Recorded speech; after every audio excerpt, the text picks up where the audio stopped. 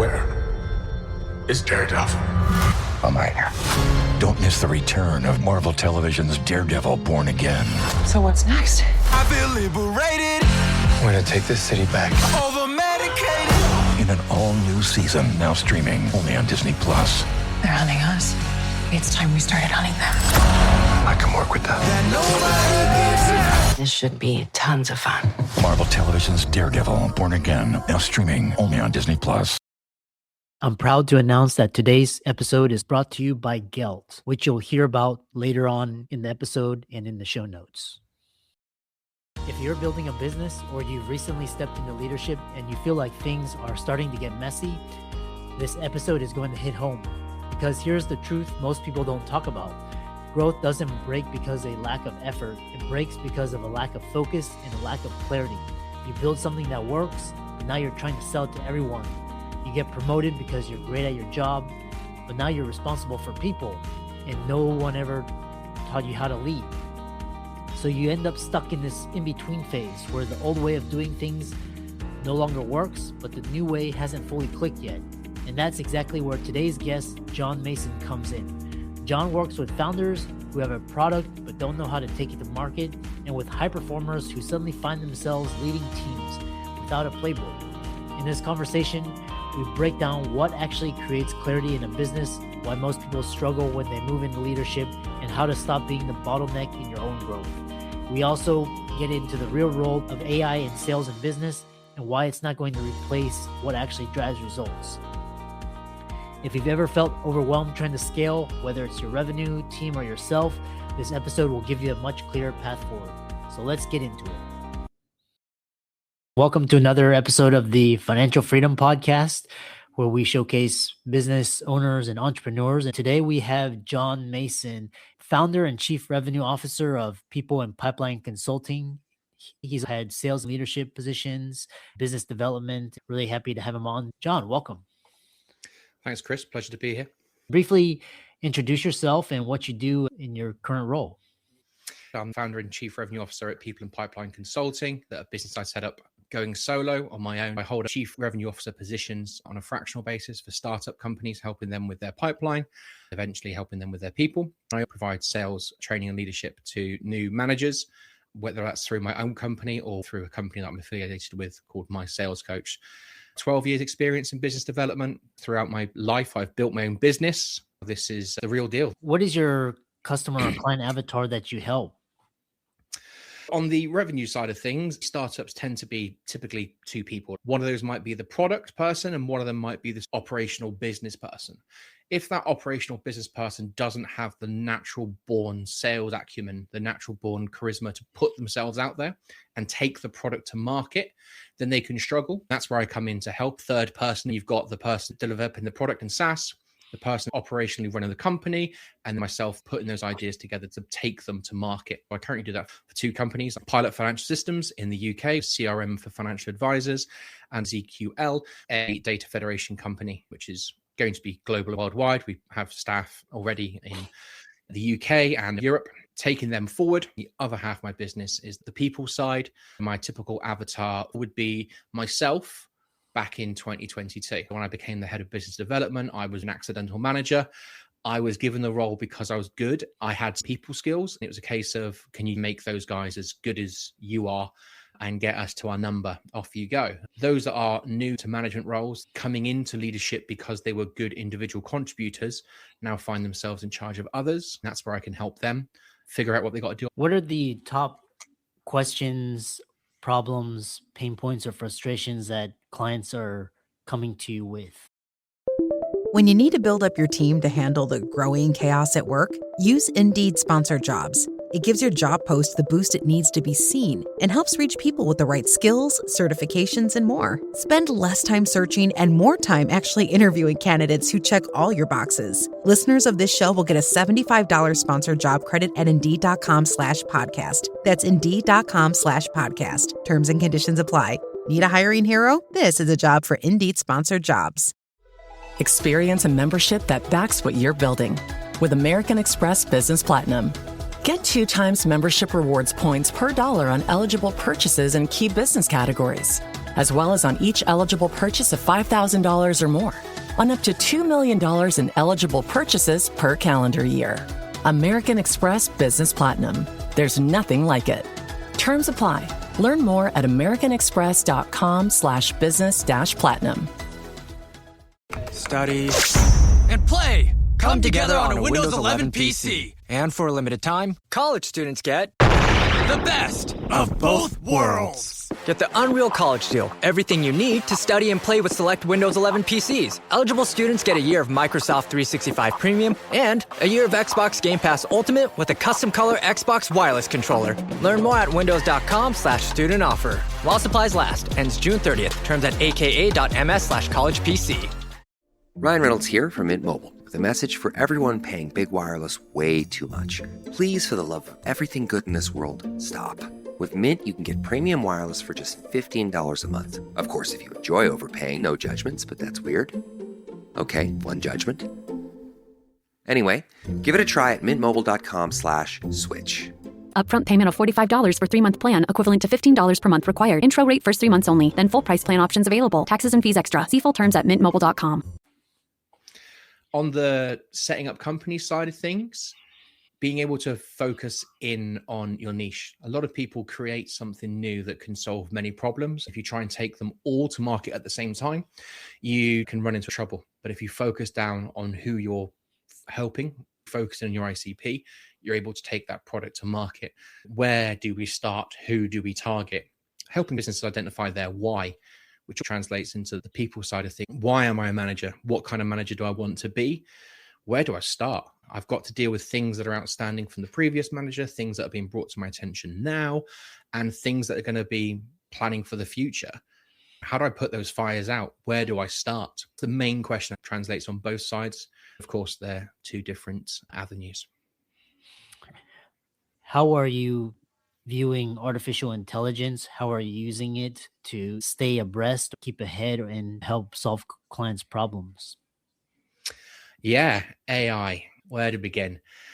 AI has a place in business, it has a place in training and sales as well. I think it can help the automation side of things. The fact we call it artificial intelligence is too forward thinking. A lot of people are using the automation side of it to do heavy lifting, so the human input can be added and accelerated. It's the next digital wave. We had computers, tablets, mobile phones. Go back further, we had the World Wide Web, Microsoft Excel being the next big thing over the last 40 years. AI is the next thing on that. If we think it's going to solve all of our problems, we're going to fail. If we learn to use it, embrace, and leverage it to our advantage, we'll succeed. It can help you digest data, come up with ideas. You have to put the guardrails on. It's like when Wikipedia came out. That was an open sourced encyclopedia, but you needed moderators. You need moderators in your own use of AI. You need to put the guardrails on to make sure it's being used correctly. Where do I think it won't have success is replacing frontline salespeople, SDRs, sales development representatives, people on the phones. That's not going to cut it. I've received a few phone calls on the business to customer side as a potential customer from these AI agents. They make really good content for LinkedIn. They do not make really good AI agents. I think those that learn to embrace it, to assist with what they're doing, to help catapult themselves forward, will do well. Those that think it's going to do their job for them, not going to do well. Those that ignore it and come late to the party will fall behind and have to catch up. Being a chief revenue officer, being in sales and leadership, how have those two roles helped with you solving current problems? What are the problems that require both the skills from a chief revenue officer and the skills of a sales and leadership coach? It's important to understand it comes down to people. Whether you're dealing with a company of 3 or 150 people, you have to have those interpersonal skills that help you navigate through those conversations.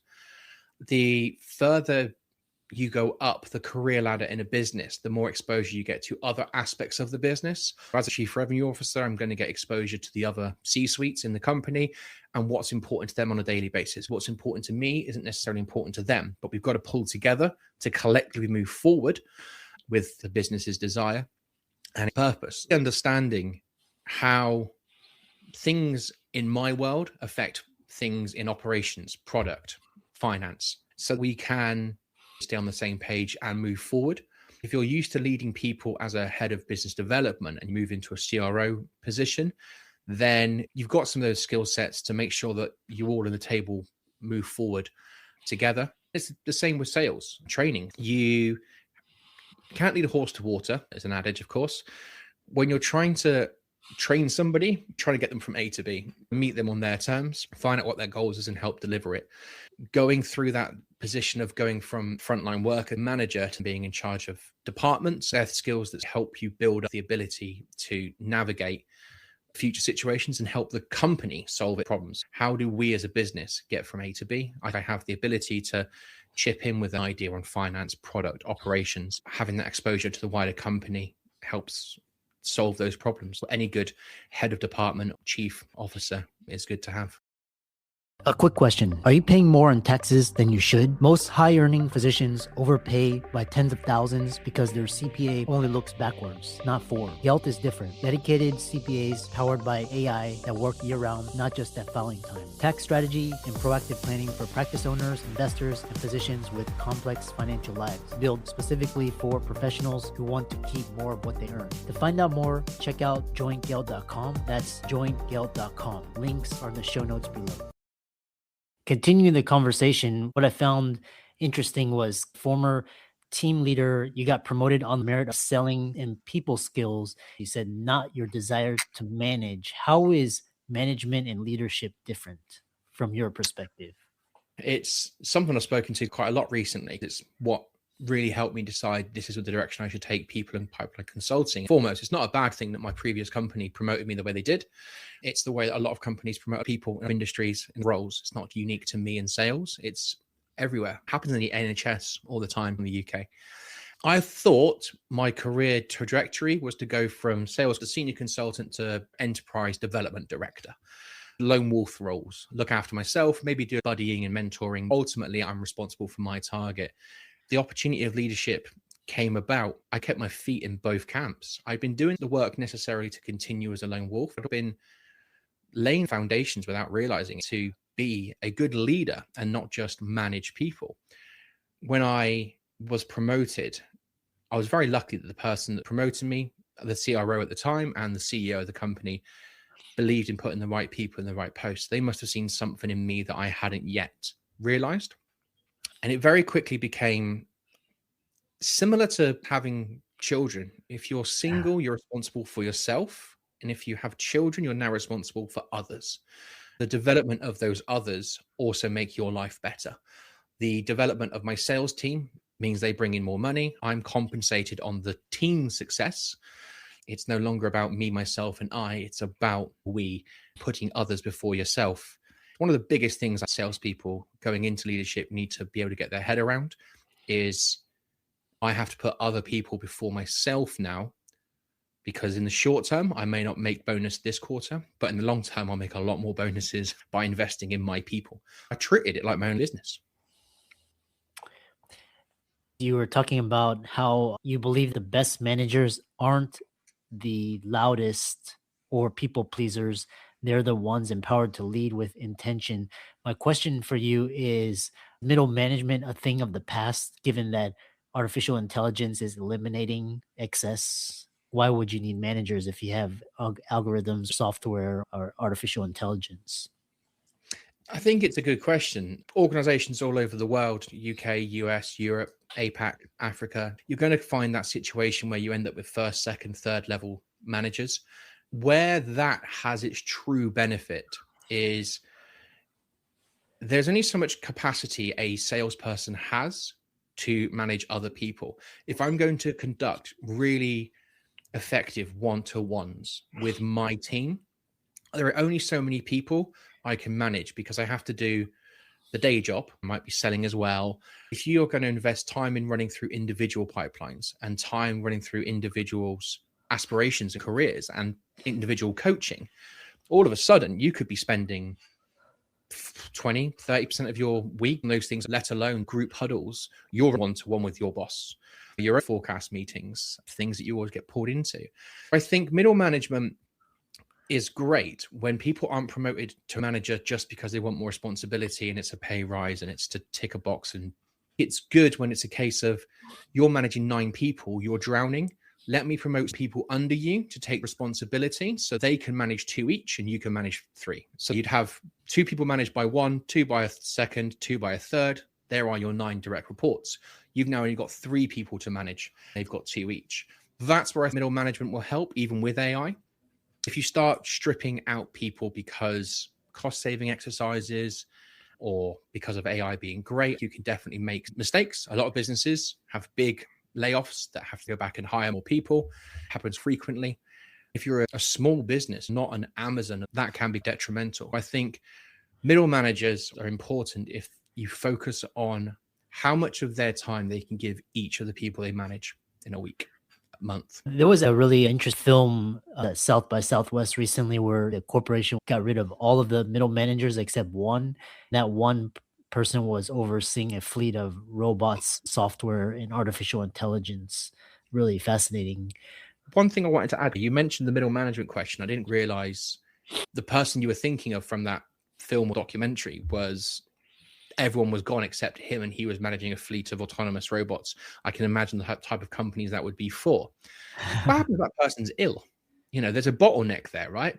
If they get hit by a bus tomorrow, who's going to train them to do his job or her job? That happens a lot in business. We strip things back so much that we become dependent on certain people and they become a bottleneck, a single point of failure. Any business out there, whether you're growing or cutting, make sure you don't create bottlenecks and single points of failure. Because if you leave and people don't know how to do their job afterwards, you are the single point of failure. What are essential mindsets, skills, traits for accidental managers that become leaders? I think they are the traits they would look to hire people with. They are willing to be coached, willing to listen. The ability to wear multiple hats probably got them into the position in the first place. They're good at doing more than one thing. You have a new set of hats to wear when you're a manager. The way to make it more purposeful and less accidental is to be able to have conversations with your team. You may be managing people that you were friends or you never got on with.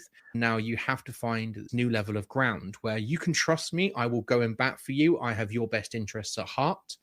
If there is something coming down from the top table, I will put my shield up and weather that storm for you. I will pass on a more constructive message rather than beating down. If you have things you want to pass up, we can talk about them so that we make sure if we put our head above the parapet, we're doing it for a legitimate reason. Being able to say, let me take off my I'm your boss hat. Let me put I'm a person with empathy hat. I'm a human being hat. What's going on in your world? I've had it before where someone come to me and said, I need to leave. I'm very stressed out. I was like, okay. Leaving's not going to make you any less stressed because you'll have no job. You've been here a long time. You're allowed to take time off for mental health, for being unwell. That's not a problem. You're allowed to do that. Then if you take that time off and reflect while still being paid, you can decide whether or not, is it the job or is it the company? If it's the job, you can change teams. If you don't like being in sales, go to customer success, go to marketing, go to product. If it's the company, it doesn't matter which team you go in, you're going to be unhappy. I've been there in the past and had to decide whether I want to leave a company for what reasons. If you're really good at your job, people may try to keep you. Once in my career was offered anything to stay. I realized nothing they could offer me wanted me to stay. My mind was made up. I'd fell out of love with the company outside of our office. Our office was fine. Moving me to a different team in the office would have been better. A different manager may have helped one or two little things, but the big overarching thing was actually outside our physical location. I didn't want to go back for this massive corporation anymore. I wanted to go back for my manager and our office, our regional hub, but I didn't want to go back for the big bad giant. I didn't have faith that they could deliver the things I promised our customers and had to move on. Being able to swap those hats and understand what's in the best interest of this person, this human, and the company. You have a fiduciary responsibility as a manager to the company. Somewhere on that list, towards the bottom, is what's best for you. None of those things are best for you. If someone goes off sick, you've got to cover their work. If someone leaves, you've got to find their replacement. None of these outcomes are going to help me. What's best for you and what's best for this company so we can move forward?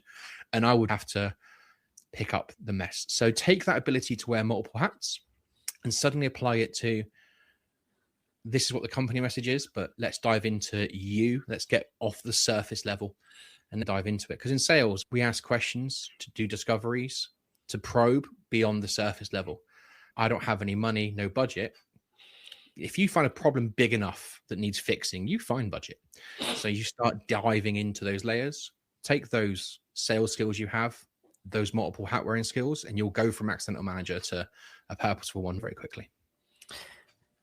Last question is, what do you mean by if Carlsberg did podcast guests? Carlsberg is a Danish beer, popular in the UK. It's lower strength, below 4% alcohol.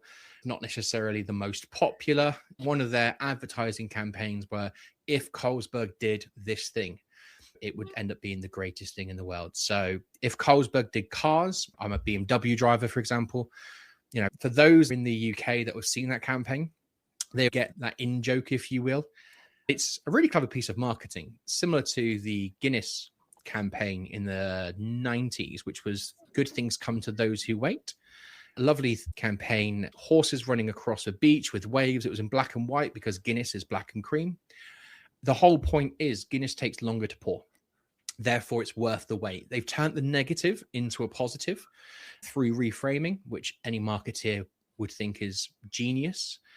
I'm a big fan when marketing campaigns go well. I think that's important in a CRO. I have to look after customers, people. I have to look after marketing. I have to look after sales.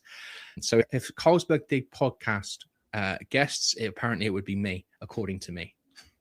How can people connect with you? Find me on LinkedIn, John Mason. Feel free to add me. I'm more than happy to add anyone that wants to see my content or me to see theirs or join for the spirit of debate. More than happy for that. What a fantastic way to end the conversation. Thanks so much for coming on. I really enjoyed talking with you. Likewise, brilliant. Pleasure. I've really enjoyed your questions. Thank you very much for your time, Chris. Let's zoom out. If you're a physician, founder, or high-income professional, and you feel like you're working harder every year, but not structurally freer, you're not alone. The mistake isn't effort, it's architecture. This show exists to help you convert expertise into scalable leverage, faster and with fewer expensive missteps. Here's the diagnostic I mentioned before. If your income requires your constant presence, if your capital isn't compounding outside your profession, if your highest value talent is doing low value tasks, you don't have a growth problem, you have a leverage design problem. And if you want to fix it with clarity instead of guesswork, I offer a limited number of one-on-one leverage strategy sessions each month. We audit your income model, capital deployment, authority positioning, and structural bottlenecks, and design your highest return move. If you're serious about compressing years into months, the link to apply is below.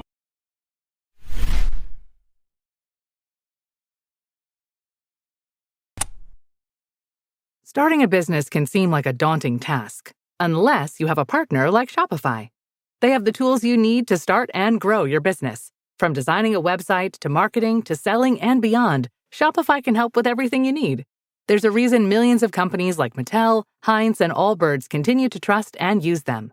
With Shopify on your side, turn your big business idea into... Sign up for your $1 per month trial at shopify.com/special offer.